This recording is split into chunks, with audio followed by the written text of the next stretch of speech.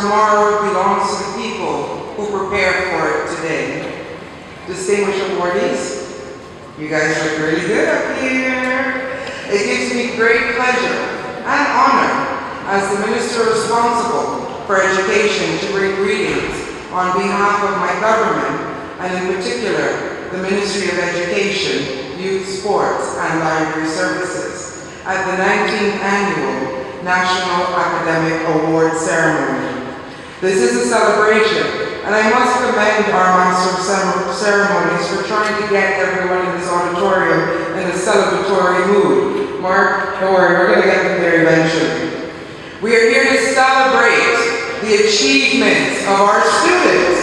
This is an opportunity to recognize excellence and to say well done to the 141 awardees who have qualified themselves at external examinations.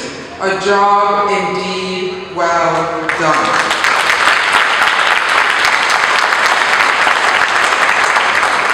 Now, we think back a few years ago to 2012, I stood on a similar stage in an uncompleted auditorium and was awarding the top student for the Helena Jones Robinson High School. Well, guess where we are in 2015? We are back at HJ. And although we shared the first place with a student from HJ and a student from British West Indies Collegiate, HJ, you have shown again consistency by having 2 of your students placed in the top 10.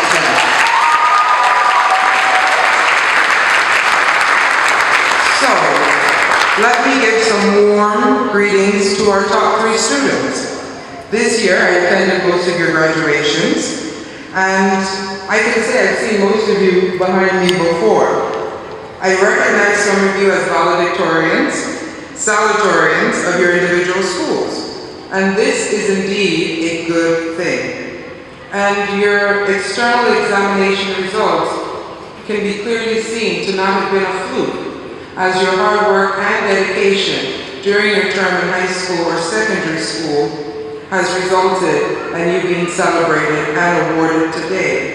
So for Ms. Darbo, Ms. Forbes, Ms. Spencer, and everyone else on this stage who would be recognized, I must tell you, this year was a very close race. Only 1 point separated the first joint recipients and the second place awardee. And I think that deserves a round of applause.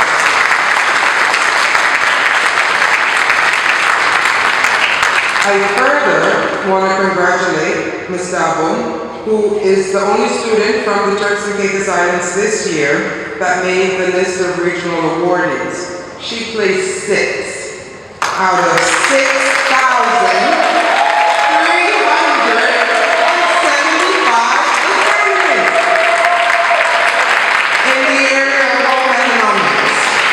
I mean, 6,375 students, and she was 6? Can we give her a standing ovation?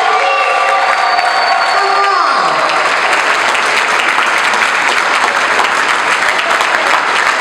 It is indeed excellence that can be shown here in the Turks and Caicos Islands, regardless of the size of this population, regardless of the size of our individual schools. We have the best educators in the world. So awardees, I want to give you some advice. We know the 3 ladies here, our top 3 students, are well-rounded students. And I know this because I've seen them mature into the young ladies that they are today before you. Ms. Forbes from British West Indies Collegiate is not only a top athlete and part of our Carissa team, but she was also very active during her years at British West Indies Collegiate, and I'm certain is still active while she is undertaking her A-levels there. Ms. Spencer is also very active here at HJ, between debates and other activities that would have taken place at this school. And Ms. Darwell is no stranger as a speaker at our Turks and Caicos Islands Community College and a keen debater here at HJ. This is how we build well-rounded citizens in the Turks and Caicos Islands. It's not just about the academic experience, but it's about enriching your lives through activities, whether it's music, dance, art, drama, library club, debate. It's about engaging because you learn more, not just from your textbook, but from the experience that you have during your time in formal education and further on in life. I want to say congratulations to the parents. You did it again. These students are a reflection of your dedication and hard work, and I want to say congratulations to you. To our teachers, our principals, and our administrative staff, the staff of the Department of Education and the Ministry of Education. Hard work does pay off, and I'm going to challenge the parents who may be listening in via Radio Turks and Caicos, for those who have students in 4th and 5th form currently. We're raising the bar once again. The students are exceeding expectations year in and year out, and I have received recommendations from the National Council on how we can ensure that we are recognizing excellence. And I will invite you to read those recommendations that are currently in the handbook.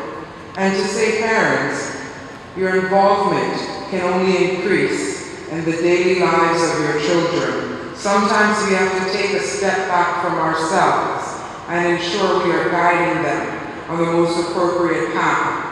But we must also ensure we allow them to live their dreams, parents. They're not here to live your dreams. Give them an opportunity to be their own individuals. So, success is a journey, not a destination. And if you had the journey we had this morning getting to Grand Turk, Ms. Wigglesworth, they would understand that quote throughout our dedication this morning. But nonetheless, we're here, we're celebrating, and a lot of this stuff I would have said to you during graduation awarding, so let's move on. I just want to say 2 more tips of advice for you. I mentioned this briefly at the graduation at the community college last week. Social media, ladies and gentlemen. Please be careful about what you are posting on your social media. Employers who may not be your friends, but have friends that are your friends, are seeing your posts. Sometimes, young ladies, you're dressed inappropriately, and this helps people to judge you without knowing you. And you're putting yourself at an unfair disadvantage. Young men, you are no different. Certain things you repost, or certain things you talk about, are making people question, not your academics, because you have that, but your moral center. Let us stop living our lives on the internet. Let's keep something sacred. Now this is coming from a self-proclaimed selfie queen. But when you attain the age of 32, there's little things you can do differently when you get that age. But at this tender age, keep some of your affairs very private. Because some people, they may like it, but not because they like you, but because they want more people to see what you're up to, so that they can judge you as well. So that's my little social media advice there. You take it for what it's worth, but I've seen some things from some of my past students and current students, and we know I'm not really on the Facebook social media, but that device or that thing Apple created called Screenshot really makes me worry sometimes. But we're still celebrating, so I'm going to wrap this up very quickly. Most of you are at the community college, which I'm very happy for, or some of you are studying at British West Indies Collegiate, continuing your A-levels, and that is a good thing. This year the government took the position that we would help as many students as possible graduating in the class of 2015 attain further education through the increase in our national scholarship policy and grants to the Turks and Caicos Islands Community College. And I know Dr. Fulford is smiling widely as he's going to make another play for the class of 2016 to get the same benefit and Dr. Fulford, it is our commitment to ensure that we grow our college row by row, year by year. So I stand firm on that commitment.